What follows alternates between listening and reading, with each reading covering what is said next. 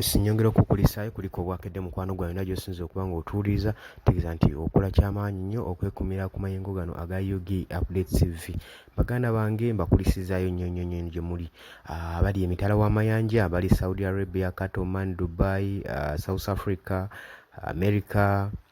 Mwenna mbalamusizzaako nnyo mwebale kwekumira ku mayengo ga UG Update TV. Mmwe abasubscribinze mbagala nnyo nawe ate nakuba ng'osubscribinga kuliza nti genda wansi awo gy'alaba ekigambo subscribe kikwatemu okone mukade kijja kuyambako nnyo okuba ng'oreceiving information kye tuyita notification message ekulaga nti nno tulina information updates ze tukuleetedde empya gwe mukwano gwange ali eyo ampuliriza. Kaakati nno Uganda kaweddemu mugenda kumbuuza butya. Kaakati Ministry ekwasaganya ku by'entambula eby'omu bbanga mu Dubai ebadde ekwasaganya ennyonyi za Uganda Airways erina okuba ng'ezifuwengamu amafuta ebbanga lyonna. Kyaddaaki embwa eridde emmwanyi. Bawambye ennyonyi ya Uganda era ne bakola n'okulabula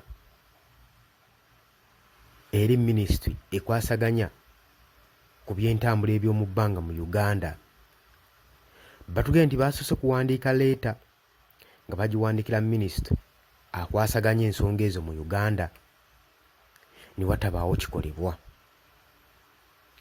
Kaakati agava mu nkubu galaga nti Dubai esazeewo okuwamba ennyonyi za Uganda, oba si ekyo balina okubanga ku ssente ze baba banja miliyoni 32 eza $, ze zibanjibwa Uganda ku nnyonyi zaayo mu ggwanga erya Dubai.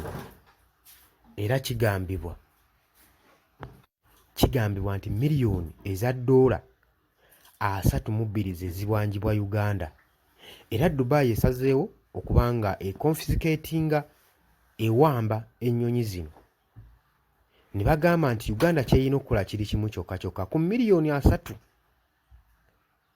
32 ezibabanjibwa mbunnambiro balina okubeera nga bamaze dda okusasulako wakati w'emiliyoni 4 n'8 eza $.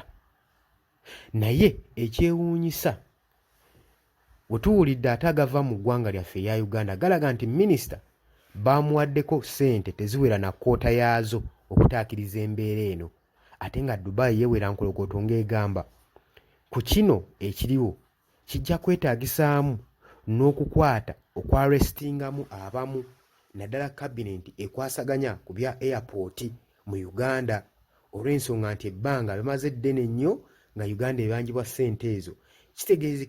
Kitegeerekeka nti ino kampuni ebadde yeeteekamu ennyonyi za Uganda amafuta ebbanga lyonna, naye bukyanga contract eno etandikibwawo ebadde Uganda tesasulanga wadde munwe gwa nnusu n'ogumu. Mu kwewozaako Minisita agamba nti nno weewaawo Uganda ebadde ekola bukubirire okulaba nga buli sekita zonna eteekayo ssente, naye ebadde ekyafugirira nnyo ensimbi mu sekitazi endala mu ngendo endala era ssente gye zibadde ziraga. Ng'eno Dubai tebannakombyayo wadde omunwe gwa nnusu, naye ate ebivaayo bitukanze ku ssente Dubai zeesabye.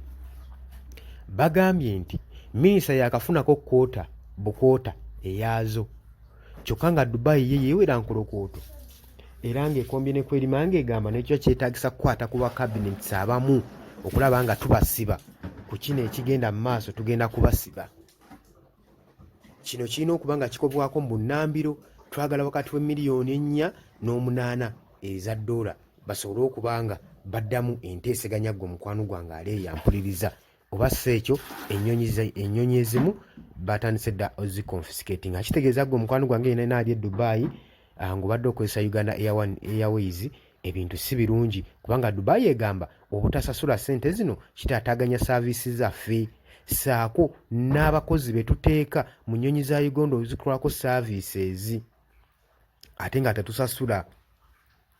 Kakitegeeza saa yonna ebyentambula mu bbanga naddala ku sayidi ya Dubai biri mu matigge bya Uganda. gwe mukwano gwange ali yampuliriza obadde muwuliriza mulungi tuwerabira ku subscribinga tova ku Yugi